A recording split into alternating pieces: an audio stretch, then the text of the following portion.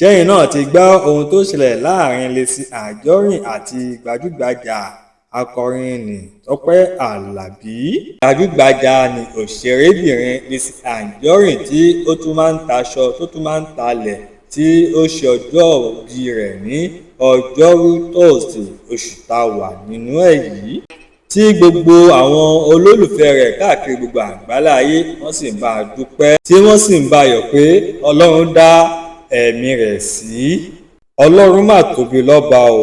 Ìyẹn ni pé àwọn olólùfẹ́ Lizzy Anjorin wọ́n pọ̀ káàkiri gbogbo àgbáláyé, gbogbo wọn ti dé ní pitipiti, wọ́n ti lọ lọ́ọ̀jì sí òtẹ́ẹ̀lì káàkiri tí ní wọ́n sọ wípé àwọn fẹ́ ṣe surprise package fún Lizzy Anjorin, ṣùgbọ́n wọn ò fẹ́ jẹ́ kí ẹnikẹ́ni mọ̀ kankan. Kódà àdúrà tán nílé aládùúrà o, níbi tí gbogbo wọn ti ń rọ òjò àdúrà lé Lizzy Anjorin ní orí. Àdúgbò ẹ̀ kún fọ́fọ́ ni ilé rẹ̀ kún fọ́fọ́ fún èrò lóríṣiríṣi lókè òkun láàbùrọ̀dù nílẹ̀ wa ń bí ọ̀pọ̀ ní ṣàṣàṣà. Nǹkan tó wá ṣẹlẹ̀ ni pé wọ́n wá fẹ́ ṣe kàyéfì kan tí wọ́n fẹ́ jẹ́ kí Lizzy Anjorin mọ̀, òun ló fà á tó fi pe Tope Alabi tó dẹ̀ pè yìí wọ́n sọ fún un wípé àwọn fẹ́ ṣe surprise package. Àwọn kò sọ fún un pé kó wá bá wọn yẹ èèyàn kan sí èèyàn wọn. Tope Alabi ó sì ṣáàjì wọn ní 3.5 million gẹ́gẹ́ bí a ṣe gbọ́.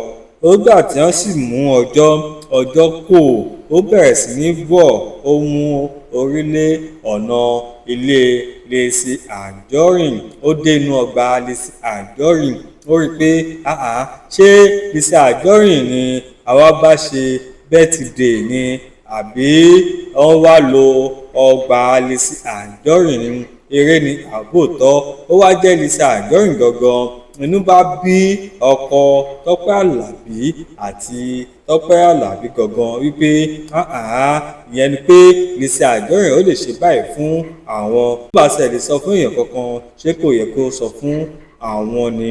Tope Alabi bá kọ̀, kò mà bọ́lẹ̀ nínú ọkọ̀, ó ní ó yẹ kí ó sọ fún òun. Ìkànnà àwọn tí ó pè fún surprise birthday yìí, ó bá ní yes ma, yes sir, kíní yìí surprise la fi ṣe, àfẹ́ jẹ́ kí Lizzy Anjorin mọ̀ ọ́n.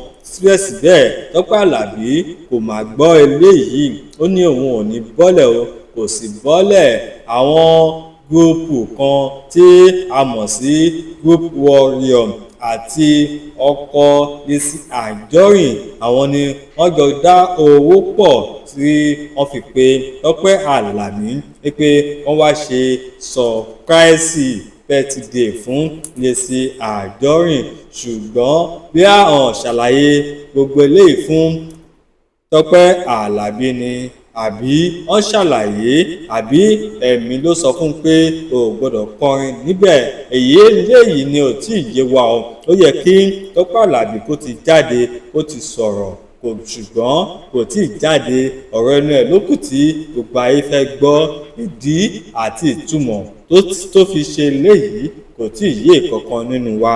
Kódà àwọn olólùfẹ́ Tope Alabi wọ́n ti ń pe káàkiri pé kí ló ṣẹlẹ̀, kí ló kan tó ṣẹlẹ̀ tí kò fi ṣe nǹkan tó yẹ kó ṣe.